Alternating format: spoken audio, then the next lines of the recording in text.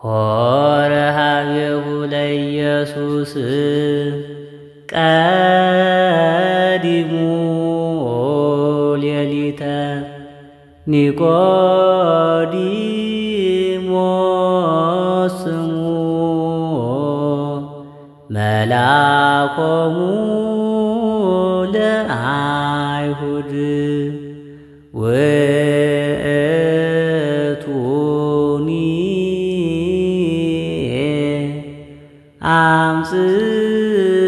አምጽአ ከርቤ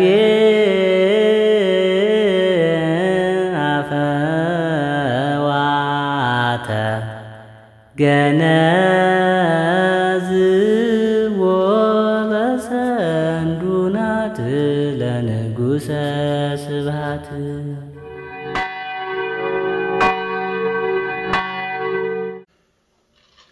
በስመ አብ ወወልድ ወመንፈስ ቅዱስ አሐዱ አምላክ። የተወደዳችሁ የተዋህዶ ልጆች ምእመናን በውስጥም በውጭም ያላችሁ ሁላችሁ እንኳን ለሰባተኛው ሳምንት በዓለ ኒቆዲሞስን የምናስብበትን ሳምንት ለማክበር በዚህ ሱባኤ ለመባረክ በሰላም አደረሰን፣ በሰላም አደረሳችሁ። ዛሬ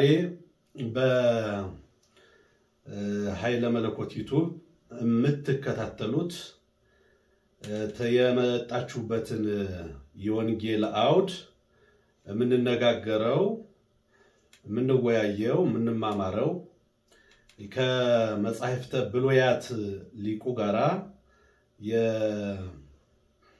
የምንቆይ ነው የሚሆነው። የቅድስት ሥላሴ መንፈሳዊ ዩኒቨርሲቲ የሐዲስ ኪዳን መምህር ናቸው። የኔታ መላክ ጌታ ነጋ አብረን እንቆያለን። ለሁሉም ትኩረት ሰጣችሁ እንድትከታተሉ በዚህ ዩቲዩብ የሚጋበዙት መምህራን በጣም በከፍታ ያሉ የላቀ ዕውቀት ያላቸው እና የቤተክርስቲያኗን አስተምህሮ ጠንቅቀው የሚያውቁ መምህራን ናቸው የሚጋበዙላችሁ። በዚህ ረገድ እናንተ በንቃት እንድትከታተሉ እየጋበዝኩ የኔታ መምህር መላክ የቀደም ሲልም የሰዋስወ ብርሃን ቅዱስ ጳውሎስ የብሉያት የመጻሕፍተ ብሉያት መምህር አሁን በቅድስት ሥላሴ መንፈሳዊ ዩኒቨርሲቲ የአጠቃላይ ትርጓሜ መምህር የብሉያት ተጠያቂ ናቸው። የኔታ እንኳን ወደ ዩቲዩባችን ምእመናንን ለማግኘት የተለመደ ጡም ቃልዎን ትምህርትዎን ለመስጠት እንኳን ደህና መጡ። በዚህ በእርሶ ስም በሚጠራው በሚታወቀውና እርሶም ልዩ ልዩ መምህራንንም እየጋበዙ በሚያገለግሉበት የሚዲያ ክፍል ስለጋበዙኝ ከወዳጆቹ ከልጆቹ ትምህርቶን አገልግሎቶን ከሚከታተሉ ጋር እንድገናኝ ስላደረጉኝም እኔም አመሰግናለሁ። እግዚአብሔር ይስጥልኝ። በጣም አመሰግናለሁ። እኔም በድጋሚ እንኳን ደህና መጡ እያልኩ የኔታ አሁን ለመግባት ያህል ሰባተኛውን ሳምንት መግቢያ እናድርገው። ወደ ሌሎች ትምህርቶቻችን ከመሄዳችን በፊት ባለ ኒቆዲሞስን እንደውስቲ ኒቆዲሞስን ይሄ የሚያስደንቅ መምህር ነው። ዮሐንስ 3 ነው እንግዲህ ተመልካቾቻችን ተከታዮቻችን። ኒቆዲሞስ የሚያስደንቅ ሰው ነው። የአይሁድ መምህር ነው። በሽምግልናው በእርግናው ደግሞ የምስጢር ቁልፍ የሆነውን ምስጢረ ጥምቀትን ለማወቅ የክርስቶስ ደቀ መዝሙር ነው። ቀን ይፈርዳል፣ ቀን ይሰራል፣ ማታ ይማራል ማለት ነውና የማታ ትምህርት የሚባለውን ያስተማረ በወንጌል ያገኘ ነው። ሲሸመግል ዕውቀት የፈለገ ሁሉ የሞላለት መላኮሙ ለአይሁድ ብሎ ይገልጠዋል ወንጌል። በመምህርነት በባለጠግነት በሹመት ነው የሚለው። እንግዲህ እነዚህ ሶስት ነገሮች አለመሟላታቸው ዓለምን ጎደሎ ያደርገዋል ብዬ አስባለሁና ይሄ ሁሉ የተሟላለት ሆኖ ሳለ ግን በማስተዋል የተገለጠ አስተዋይ ትልቅ ሰው መምህር በአዲስ ኪዳን ፈጣሪ ፍጥረታቱ መጋቢ ዓለማቱ የአዲስ ኪዳን ሊቀ ካህናቱ ኢየሱስ ክርስቶስ ሲመጣ ደግሞ ደቀ መዝሙር ሆኖ የቀረበ የሚያስደንቅ ሰው ነው። እስቲ ኒቆዲሞስን ያሳዩ። ኒቆዲሞስን ገልጠው ለተከታዮቻችን ያብራሩላቸው። አመሰግናለሁ በድጋሚ። እንግዲህ የኢትዮጵያ ኦርቶዶክስ ተዋሕዶ ቤተክርስቲያን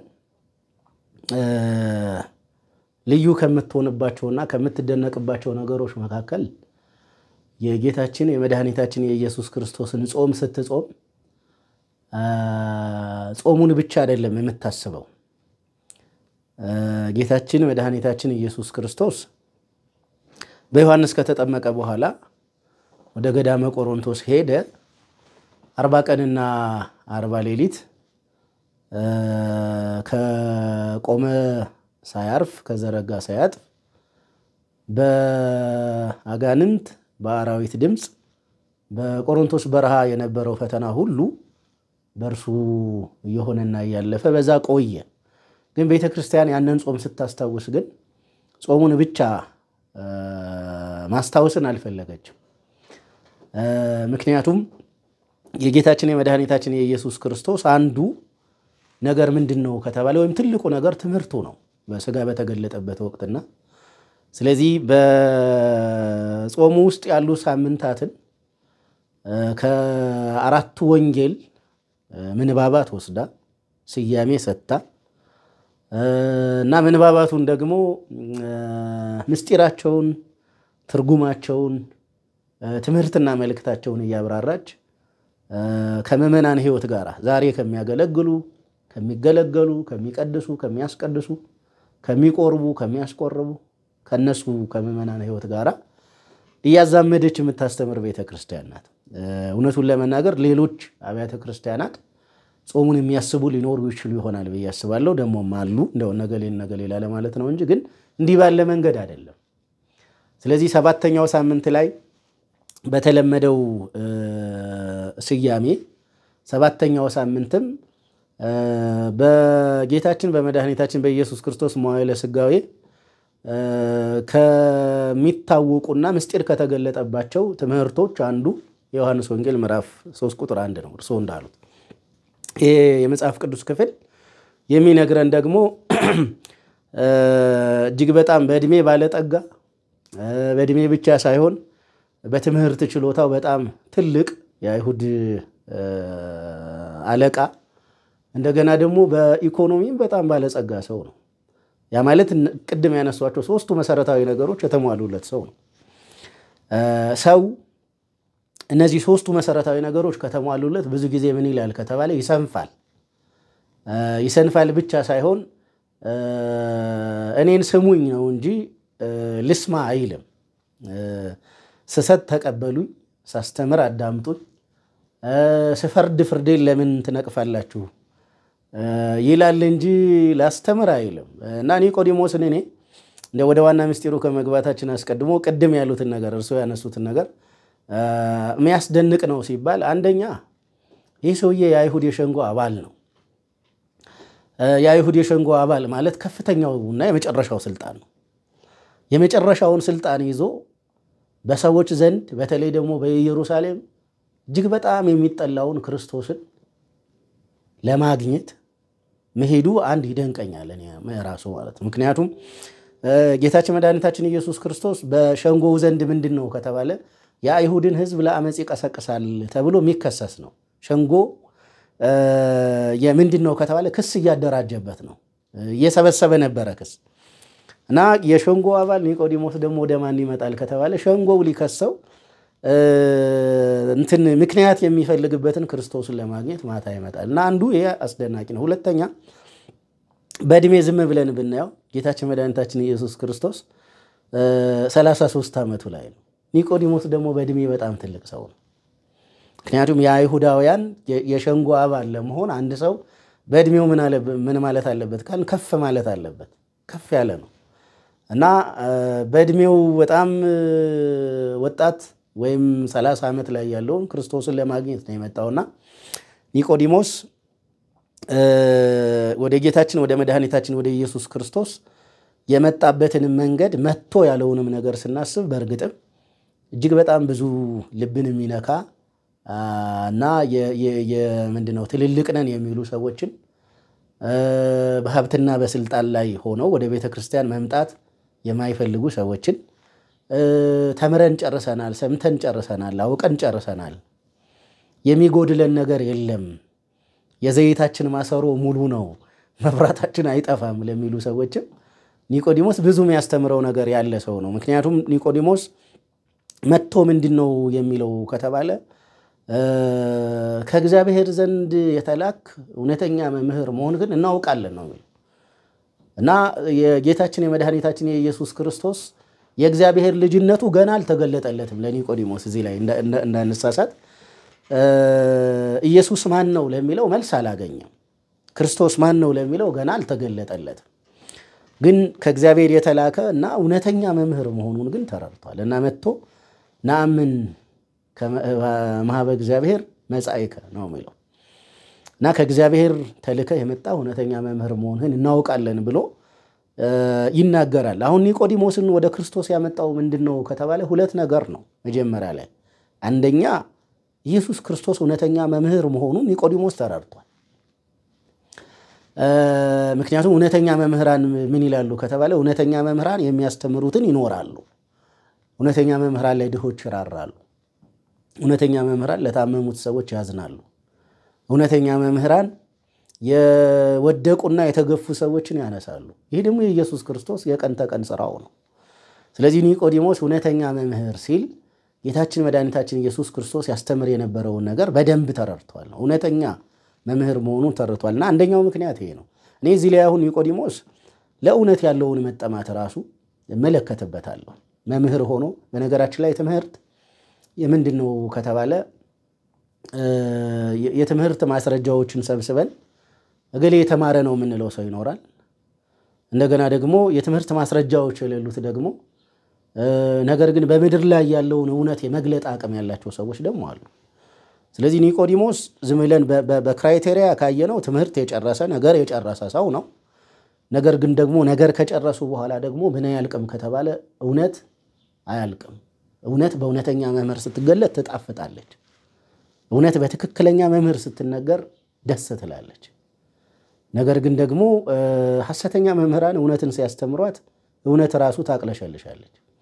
ስለዚህ ጌታችን መድኃኒታችን ኢየሱስ ክርስቶስ እውነተኛ መምህር ነው።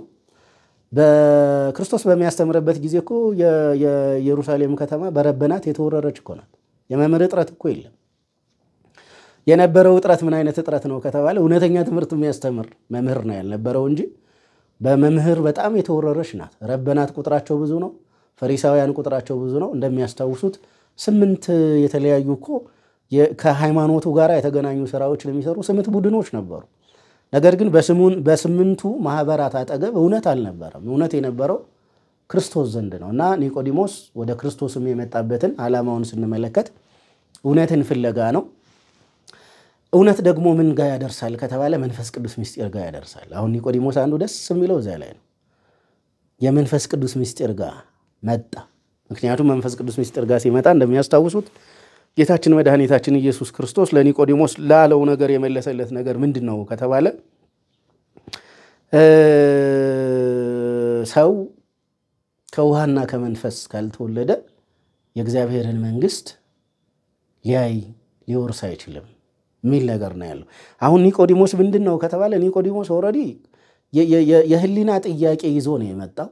ክርስቶስ ግን ወደ ምን ይወስደዋል ከተባለ ኒቆዲሞስን ከሸንጎ ያነሳና መንግስተ ሰማያት ያደርሰዋል።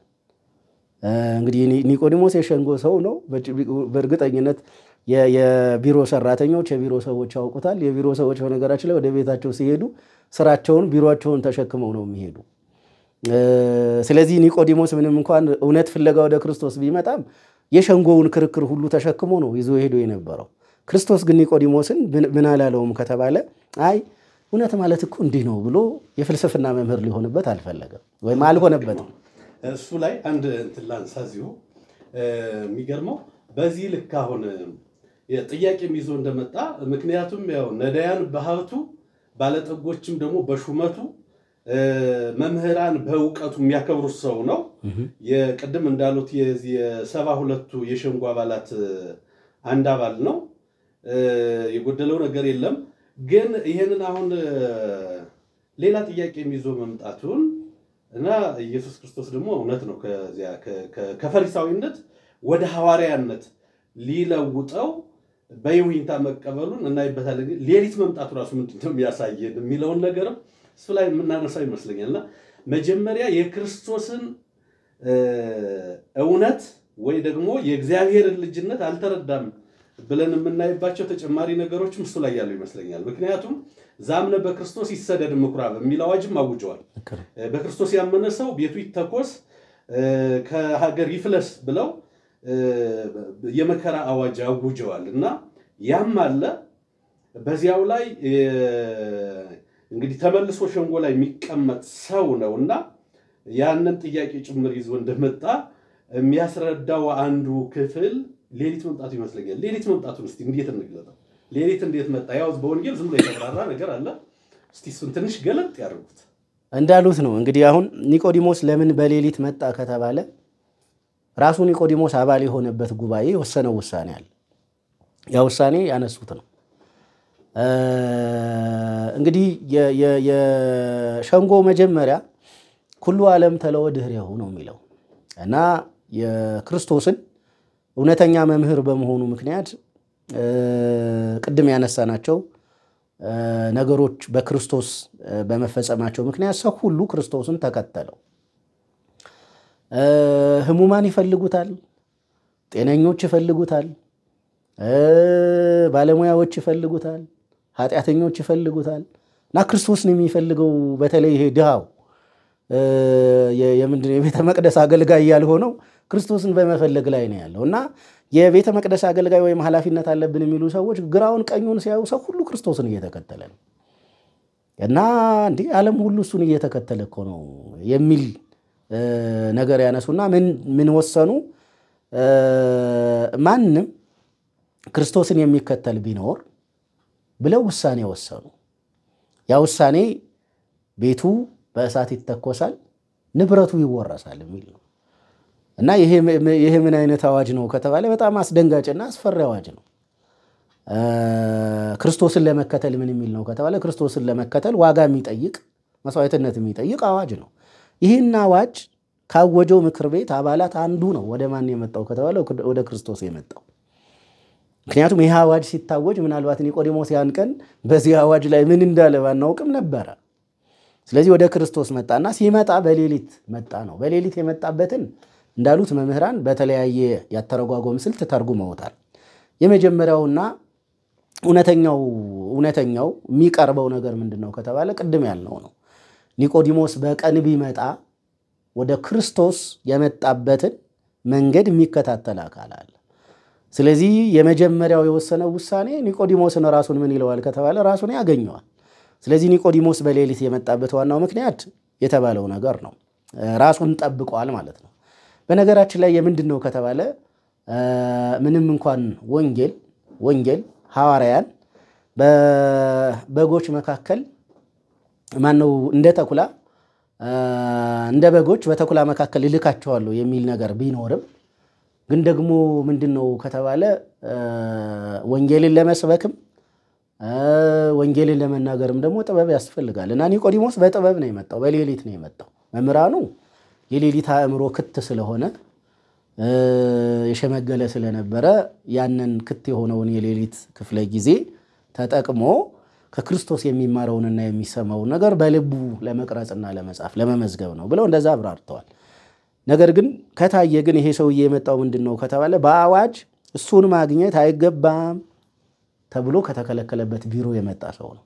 ስለዚህ ኒቆዲሞስ ወደ ክርስቶስ የመጣበትም ጊዜ ምን ነበረ ከተባለ በብልሃት የተሞላ ነበረ ብለን መውሰድ እንችላለን። ስለዚህ የሌሊቱን ክፍለ ጊዜ ቅድም አንስተውታል። እንግዲህ በነገራችን ላይ የምንድነው ከተባለ መንፈሳዊ ትምህርት ቀን አይልም ሌሊት አይልም። መንፈሳዊ ትምህርት ቀን አይልም ሌሊት አይልም። ክርስቶስን ለማግኘት ቀን ሌሊት የሚባል ጊዜ የለም። ያ ማለት 24 ሰዓት ክርስቶስን ለማግኘት የተመደበልን ጊዜ ነው። እግዚአብሔርን ለማግኘት የተሰጠን ጊዜ ነው። የጊዜ ባለቤት ራሱ እግዚአብሔር ስለሆነ ማለት ነው።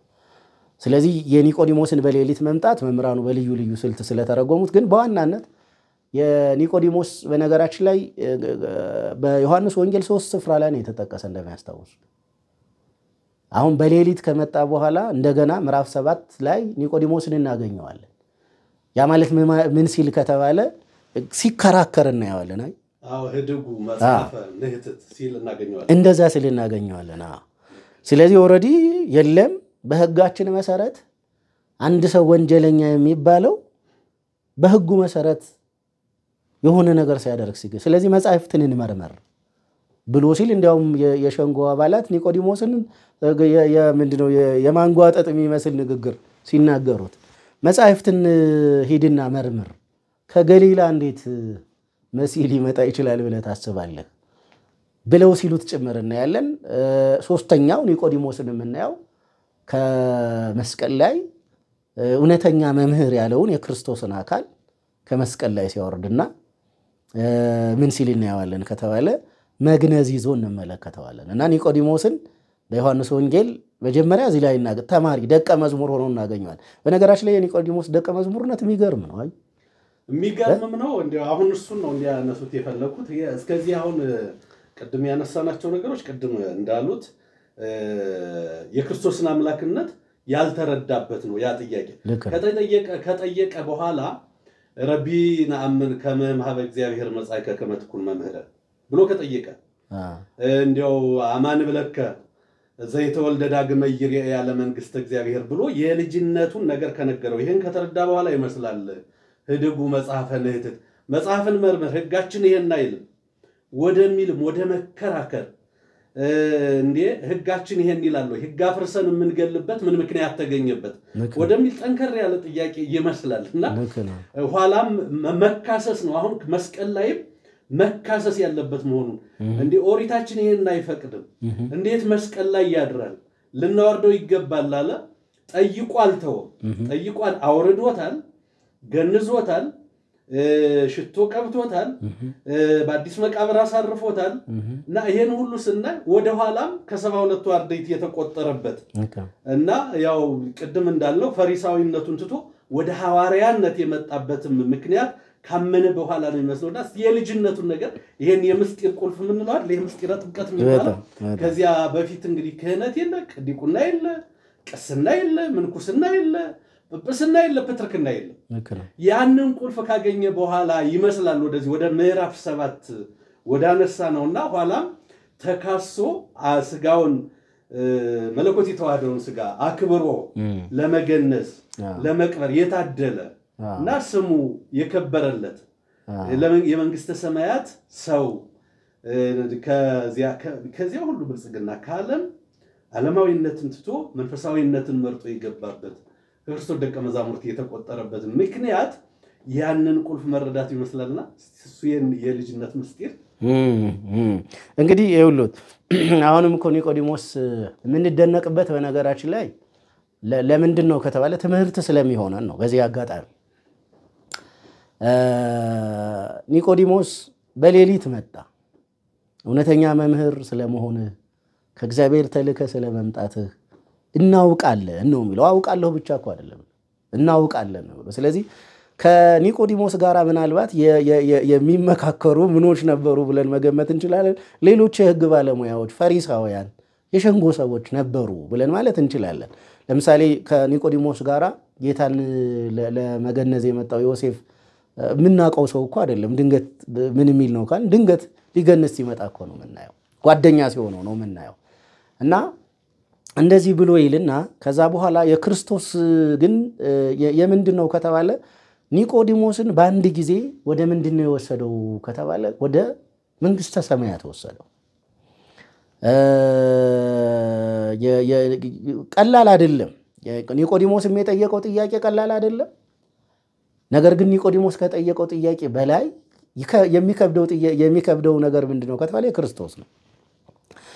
ስለዚህ ኒቆዲሞስን ምን ይለዋል? ከውሃና ከመንፈስ መወለድ አለብን ያለው እና ኒቆዲሞስ የትኛዋን ወሰዳት? መወለድ የምትለዋን ቃል ወሰደ።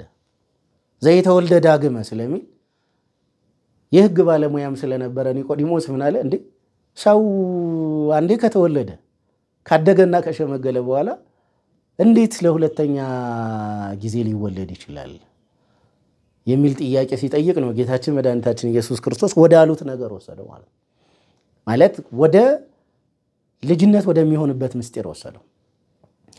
ስለዚህ የምትወለደው ከውሃና ከመንፈስ ነው አለው። አሁን ምን እያለው ነው ከተባለ ኦሬዲ ኒቆዲሞስ የሚወለደው እንደገና የሚወለደው ከእናቱና ከአባቱ አይደለም። ያ የፍጥረት ስርዓት ነው፣ አንዴ የተቀመጠ ነው፣ የማይቀየር ነው። ነገር ግን አሁን ጌታችን ለኒቆዲሞስ የነገረው ነገር ምንድነው ከተባለ ዳግም ልደት ስለምንለው ትምህርት ነው። ይሄ ትምህርት የተገለጠ እኮ ለኒቆዲሞስ ነው። በነገራችን ላይ ደቀ መዛሙርቱ ይህንን ትምህርት እኮ ገና ምን አላሉትም ከተባለ ገና አልተማሩትም። ኒቆዲሞስ ነው ይሄን ትምህርት ምን የሚለው ከተባለ የሚማረው። ከባዱ ትምህርት የጀመረው ማን ላይ ነው ከተባለ ኒቆዲሞስ ላይ ነው። ከባዱ ትምህርት ማለት በሌላ አነጋገር ከውሃና ከመንፈስ መወለድ ሲባል አሁንም ቢሆን ለአንዳንዶቹ በጣም ጭንቅና ከባድ ነው። ምክንያቱም ምንድነው ከተባለ መንፈሳዊ ልደት ነው፣ ምስጢራዊ ልደት ነው። በአይን የሚታይ አይደለም።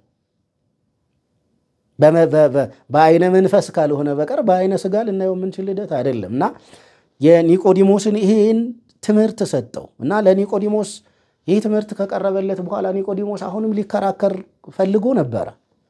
እና ኒቆዲሞስን እኮ መምህራኑ እንደውም እኮ የምንድነው ከተባለ እንደ ኒቆዲሞስ አትከራከሪ ብለው ኒቆዲሞስን የምንድነው ከተባለ ተከራክረዋል። ደስ ይላል በነገራችን ላይ እኮ ከክርስቶስ ጋር መከራከር። ምክንያቱም ምንድነው ከተባለ ደስ ይላል። ደስ ይላል። አሁን ምስጢር ቆፍሮ ማግኘት ማለት ነው። የበለጠ ክርስቶስ እያቀለለለት ሄዳይ። ከዛ መጀመሪያ ኦሬዲ ምንድነው ከተባለ መወለድ የሚለውን ይዞ ጠየቀ። ከውሃና ከመንፈስ አለው። ከዛ ቀጥሎ ደግሞ ከውሃና ከመንፈስ የሚለውም ላይ ደግሞ ግራ ስለገባ ቀጥሎ ምንድነው ከተባለ የነፋስ ምሳሌን አመጣለት እና የነፋስን ድምጹን ተሰማዋለህ እንጂ ከየት ተነስቶ ወዴት አቅጣጫ እንደሚሄድ አታውቀው። ስለዚህ የነፋስን ድምጹን ሰምተ እንደምታውቀው ሁሉ ከውሃና ከመንፈስ የልጅነት ልደትንም የምታገኘው እንደዚሁ በማመን ነው። አታየውም ነው የሚለው አታየውም ነው የሚለውና ተከራከረ። ከዛ በኋላ ጥቂት ዝቅ ብሎ ደግሞ እንዛ አንተ መምህሮሙ ለእስራኤል ብሎ ደግሞ ይታምሩንም አለው እና አንተ የእስራኤል መምህራቸው ስትሆን እንዴት ይሄንን ነገር አታውቅም ብሎ ጭምር አለው። መምህራኑ ያው በአንድ በኩል መምህሮሙ ብሎ አለምልሞታል ብለዋል። ይታምር ብሎ ደግሞ ትንሽ ገስጾታል ብለዋል። ምክንያቱም ደቀ መዝሙር እንዲህ ነው፣ በሚችለው በኩል ችለሃል ጎበዝ ነህ በርታ ማለት፣ በማይችለው በኩል ደግሞ ይሄ ይጎድልሃል ማለት ስለሚገባ እንደዛ ተብሏል ነውና የኒቆዲሞስን ከምስጢረ ጥምቀት ጋር አያይዘን ስንመለከት እኔ ኒቆዲሞስ ቢገባውም ባይገባውም ጌታችን መድኃኒታችን ኢየሱስ ክርስቶስ ግን እኛን ልጆቹ አድርጎ የሚቀበልበትን ልጆቹ የሚያደርግበትን ምስጢር ለኒቆዲሞስ ባስተማረው ትምህርት ገልጦልናል ነው። ዛሬ የምስጢረ ሥላሴ መሰረቱ እኮ ዮሐንስ ወንጌል ምዕራፍ 3 ነው። እሱን እንደውም እሱን አብረን እንድናየው አንተ ሊቆሙ ለእስራኤል ካለ በኋላ መከራከር ሞክረዋል። አዎ ልክ ነው። ነፎይት ካል ዘንቱ ይኩን ብሏል እና በዛሬና ንነግር የሚል ምስጢር ደግሞ ቀጥሎ እናገኛለን። ምስጢረ ሥላሴውንም የገለጠበት እና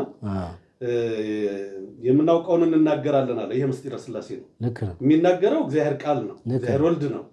ግን በዛሬና ብሎ የዮርዳኖስን ምስጢር ያመጣ ይመስላል። እሱ በደ ዮሐንስ በማየ ዮርዳኖስ ሲጠመቅ የባህሪ አባቱ በደመና መገለጡን መንፈስ ቅዱስ በአምሳለ ርግብ መገለጡን በዚያው ላይ እንግዲህ ወዶ የፈጠረው አዳም ክዶ ያጥፍቶ ጠፊ ስራ ሰርቶ ሲሄድ እንግዲህ በሶስትነትም ተገልጦ የማዳን ስራ መስራቱን ጭምር ያሳየብትና እሱን ምስጢረ ሥላሴ የምስጢረ ጥምቀት ሲገለጥ አብሮ የተገለጠ ነውና አብረን ብናየው ምስጢረ ትንሣኤ ሙታንንም እዚያው እንዲያውም ነክቶታል። እንዴ እፎ ብሎ ይሄ በምድራዊ ልደታችሁን ስነግራችሁ ካላመናችሁ ሰማያዊውን ብነግራችሁ እንዴት ታምናላችሁ? ይሄ ምክንያት አለው። ያ ግን ምክንያት የለውም በሚል ምስጢረ ትንሣኤ ሙታንም እዚህ ምስጢር ላይ ያለ ይሄ ዮሐንስ 3 የሚደንቅ ነውና እንዲሁ በጥበበኛው መምህር አንደበት ይሰማ ብዬ ነው ተከታዮቻችን ተመልካቾቻችን እሱንም አብረው ዳሰስ ያድርጉት ከጊዜ አንፃር እንደው ውክብ የምናደርገው ጊዜ ስለማይበቃችሁ ነው እንጂ ይሄ በጣም ጥልቅ ምስጢር ነው በእውነት ይሄን የልጅነት ምስጢር የጠየቀ ማዋቂ ስለሆነ ነው በነገራችን ላይ አሁን ዛሬ ላይ ደቀ መዛሙርቱ ብሉይ ኪዳን ተምረው አውቀው ወደ አዲስ ኪዳን እንደሚሸጋገሩ እንደዚያ ነው የኒቆዲሞስ እንትን ስናየው ብሉይ ኪዳኑ ያውቀዋል ሥርዓተ ረበናቱን ከሕገ ኦሪቱን ከሥርዓተ ረበናቱ አጣጥሞ የሚያውቅ ሰው ነው ከዚያ በኋላ ግን የአዲስ ኪዳኑን ምስጢር ከሳቴ ምስጢር ክርስቶስ ሲመጣ ያንን ማወቅ ፈልጎ የሄደ የክርስቶስ ደቀ መዝሙር ነው ሲጠይቅም የተብራራለት ምስጢረ ጥምቀት ብቻ አይደለም ምስጢረ ሥላሴ እዚያ ውስጥ አለ አሁን የኔታ እንዳሉ ምስጢረ ትንሣኤ ሙታንም ተነክቷልና ጥቅል ዕውቀት ሊስልበት ኢየሱስ ክርስቶስ ወዶ ለልጅነት ያቀረበው መሆኑን ጭምር እናይበታለን እነሱን ይሉት እንግዲህ አሁን እዚህ ላይ ብንረዳ እኔም ደስ የሚለኝ ኒቆዲሞስ በሌሊት ሲመጣ እንደ ሰው ኒቆዲሞስ ያሰበው ሐሳብን ነው እኛ ቅድም ምን ያደረግነው ከተባለ ቅድም ለማብራራት የፈለግነው እንደ ሰው ኒቆዲሞስ በሌሊት የመጣው ፈሪሳውያን ከክርስቶስ ጋር መገናኘትን ከልክለው ስለነበረ በሌሊት ደግሞ ሁሉም ወደ ቤቱ ስለሚገባ ብለን ያልነው ከዛ አንፃር ነው እንጂ ኒቆዲሞስ ወደ በሌሊትም ይሁን በቀን ወደ ክርስቶስ የመጣበት ምክንያቱ ግን ቅድም ያሉት ነው ኒቆዲሞስን የክርስቶስ ፍቅር ወደ ክርስቶስ ጠርቶት ነው የመጣ መቼም ያውቃሉ እያንዳንዷ መንፈሳዊ ነገር በነገራችን ላይ ከጀርባዋ እግዚአብሔር ኃይል አለ በራሳችን የምናደርገው ነገር አይደለም እኛን ማዳን የሚፈልገው እግዚአብሔር በምን አይነት ገመድ እንደሳበን አናቀም እንጂ ተስበን ወደ ክርስቶስ የምንመጣው ወደ እግዚአብሔር የምንመጣው ወደ ሥላሴ የምንቀርበው በእግዚአብሔር ፍቅር ተስበን ነው ስለዚህ ኒቆዲሞስ በሌሊት መጣ በሌሊት የመጣው ኒቆዲሞስ ደግሞ እጅግ በጣም ትልቅ ምስጢር ማለት በሌላ አነጋገር የጥምቀትን ምስጢር ስናነሳ ኒቆዲሞስን አንረሳ ለምን ከተባለ የልደታችንን ጥያቄ የጠየቀልን እና በአብ በወልድ በመንፈስ ቅዱስ ስም ተጠምቀን መወለድ የእግዚአብሔር ልጅነት ማግኘት የሚለውን ነገር ከክርስቶስ መልስ የሰማልን ኒቆዲሞስ ስለሆነ ኒቆዲሞስ በጣም ትልቅ ምስጢር የተገለጠለት ምንድነው ከተባለ ሰው ነው በክርስቶስ ትምህርት ውስጥ ግን እንዳሉት ብዙ ነገሮች ተነስተዋል ተዳስሰዋል ምንም ጥርጥር የለውም የመጀመሪያው ነገር የምስጢረ ጥምቀትን ምንድነው ከተባለ ምስጢሩ እንዳይረቅብን ምሳሌ ሰጥቶናል ነፋስ እሱን ሰጥቶናል ማለት ስለዚህ ከእግዚአብሔር የምንወለደውን ልደት ምስጢሩ እንዳይረቅብን ሊያቀልልን ሞክሯል ክርስቶስ ማለት ኒቆዲሞስ ከብዶበት ስለነበር አቀለለለት ከዛ እንዳሉት ደግሞ በዘሬነ በሰማይነ ሰማይተን ከውን አለው በዘሬነ ማለት ያየነውንና የሰማነውን እንመሰክራለን ወሰማዕነሰ ተአብዩነ ምስክርነታችንን ግን አትቀበሉም ማለት ስለዚህ እዚህ ውስጥ የምናገኘው ምን ነው ከተባለ በዘሬነ ሲል እየተናገረ ያለው አካላዊ ቃል ነው አካላዊ ቃል ደግሞ እየተናገረ ያለው በምንድን ነው ከተባለ በአብ ልብነት ነው በመንፈስ ቅዱስ ደግሞ ስንፋስነት ነው በሌላ አነጋገር ምስጢረ ሥላሴ ነው ይሄንን በምን እንረዳለን ከተባለ ይሄንን የምንረዳው የማቴዎስ ወንጌል ምዕራፍ 28 ውስጥ ደቀ መዛሙርቱን ወደ ታላቁ ተልእኮ በላከ ጊዜ ወንዘ ታጠምቅዎሙ በሉ በስመ አብ ወወልድ ወመንፈስ ቅዱስ ነው የሚለው ስለዚህ ስታጠምቋቸው በወልድ በመንፈስ ቅዱስ ማጥምቋቸው ነው የሚለን ስለዚህ የምንድነው ከተባለ የጥምቀትን ትምህርትና ምስጢር ኒቆዲሞስ ተረዳ የጥምቀትን ምስጢርና ሥርዓት ሐዋርያት ይፈጽማሉ ወይም ፈጸሙ ሲፈጽሙ ደግሞ በማን ነው ከተባለ በአብ በወልድ በመንፈስ ቅዱስ ነው ስለዚህ ኒቆዲሞስ ምስጢረ ሥላሴንም ጭምር እንዲያው የምስጢረ ጥምቀትን ያህል ተረድቷል ተገልጾለታል ብለን ለማለት ቢከብደንም ግን ምስጢረ ሥላሴንም ጭምር ተምሯል ነው ኒቆዲሞስ ከእንግዲህ ይሄ ትምህርት ኒቆዲሞስን ነክቶታል ለውጦታል ከተባለ ቅድም ያነሳናቸው ጥቅሶች እና የኒቆዲሞስ ታሪክ ይነግረናል ይሄ ትምህርት ኒቆዲሞስን ለውጦታል ኒቆዲሞስ ሳይለወጥ የቀረሰው አይደለም ተለውጧል መለወጡን የምንረዳው በሸንጎ ሁሉም ተመሳሳይና አንድ አቋም ይዘው በሚከራከሩበት ሊገደል ይገባዋል ብለው በሚወስኑበት በዛ ስፍራ ላይ ኒቆዲሞስ ብቻውን ምን ብሏል ከተባለ ኒቆዲሞስ ብቻውን የለም ሕጋችንን እንመርምር፣ ኦሪታችንን እንየው፣ መጽሐፍ እንመልከት ብሏል። ምክንያቱም የዚህ ሸንጎ ችግሩ ምን ነበረ ከተባለ ሕጋቸውን ኦሪታቸውን አለማየት። መጻሕፍት ስለ ክርስቶስ ነው የሚመሰክሩ። ስለዚህ የሸንጎ ችግር የነበረው ነገር ምንድነው ከተባለ መጻሕፍትን አለማየት ነው። መጻሕፍትን ቢያዩ ኖሮ ክርስቶስ በየት እንደሚወለድ በየትም እንደሚያድግ እንዴትም ባለ መንገድ በዚህ ምድር ላይ የሥጋ ወራትን ፈጽሞ እንደሚሄድ ያውቁ ነበረ። ግን ኒቆዲሞስ እንደዛ አለና ኒቆዲሞስ በጣም የተለወጠ የተነካ መሆኑን እናውቃለን። ቅድም ያነሳነው ከመስቀል ላይ ሲያወርድ አይተነዋል።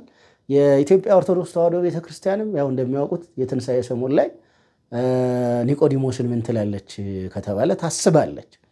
ስለዚህ የኒቆዲሞስን ከምስጢረ ሥላሴም ጋር ይሁን ከምስጢረ ጥምቀት ጋር ያለውን ነገር ስንመለከት የምንድን ነው ከተባለ መምህር ሆኖ ደቀ መዝሙር በመሆን ሊያስተምረን የሚችል ታላቁን ከክርስቶስ የሰማነውን የተማርነውን የልጅነት ስልጣን የምናገኝበትን የጥምቀትን ምስጢር በመማር የመጀመሪያ ደቀ መዝሙር በመሆኑ ብዙ ነገሮችን ሊያስተምረን ይችላል እና ሰባተኛው ሳምንት የኢትዮጵያ ቤተክርስቲያን በኒቆዲሞስ ስም እንዲሰየም ስታደርግ ምስጢረ ጥምቀትን ለማስተማር ነው፣ ሌላ ነገር አይደለም። ሰባተኛው ሳምንት ኦልሬዲ የምንድን ነው ከተባለ ምስጢረ ጥምቀትን ለምን ከተባለ ምስጢረ ምጽአቱን ደብረ ዘይት ላይ አስተምራለች።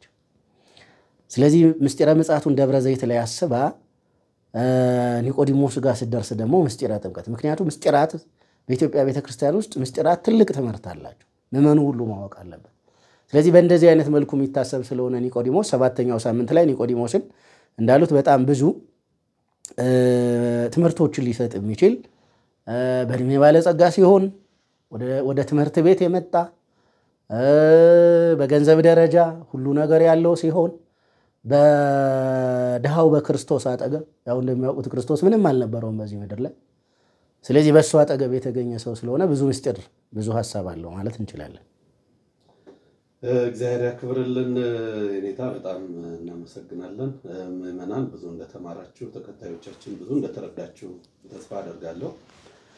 አንዳንድ ጊዜም ኒቆዲሞስን የምናውቅበት መንገድ በኋላም የደረሰበትም ደረጃ ከዓለም ግሳንግስ ወደ መንፈስ ቅዱስ ሀብት ያዘነበለ አሁን ብዙ ሰው ኒቆዲሞስ ብሎ ከ72ቱ አርድእት አንዱ ሆኖ መቆጠሩ በክርስቶስ ዘንድ የከበረ ስፍራ ያለው መሆኑ በዚህ ምስጢራት ጭምር እያየንበት የምናይበት መምህራን ብዙ የሚመራመሩበት መሆኑን እንድናየው ነው። እሱ የተጨነቀው ለዚህ ዓለም ጭንቅ ነው። የዚህ ዓለም ልደት ጭንቅ ነው፣ ከባድ ነው።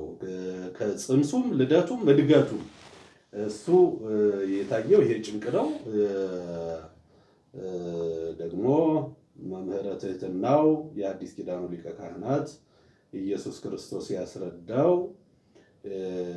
የልጅነት ክብር የልጅነት መንገድ ረቂቅ ነው፣ ጽድቅ ነው እና እሱን ነው ያየንበት። በዚያው ላይ ሁለንተናዊ ሰው ሆኖ መገኘቱ ሚዛናዊ አድርጎታል። ቅድም የኔታ ከገለጡበት በላይ ብቁ ሆኖ ተገኝቷልና በዚያ ልክ በመክሊታችን በተሰጠን ጸጋ የበለጠ መጨመር፣ ማደግ፣ መፋፋት ከኒቆዲሞስ ምን እንማራለን? ይሄ ዓለም ላይ ያለውን ብዙ ፈተና ብዙ መከራ ወደ ኋላ ትቶ ለመንግስተ ሰማያት ክብር፣ ለማያልፈው ክብር፣ ለዘላለሙ ክብር፣ ስም ለሚቀርለት ክብር፣ ከመቃብር በላይ ለሚኖር ክብር መኖሩንም ጭምር ያሳየን ነው። የኔታ ማጠቃለያ የሚሉን ካለ እዚሁ ላይ እናብቃና ወደ ሌሎች ትምህርት ክፍለ ጊዜዎች እንሄዳለን። ስለነበረን ጊዜ እጅግ በጣም አመሰግናለሁ።